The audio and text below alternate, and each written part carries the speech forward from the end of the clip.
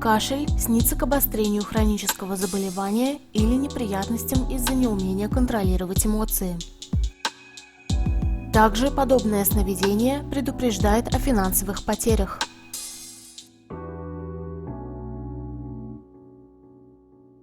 Сухой кашель снится к совершению необдуманного поступка. Хриплый – к появлению врагов в близком окружении.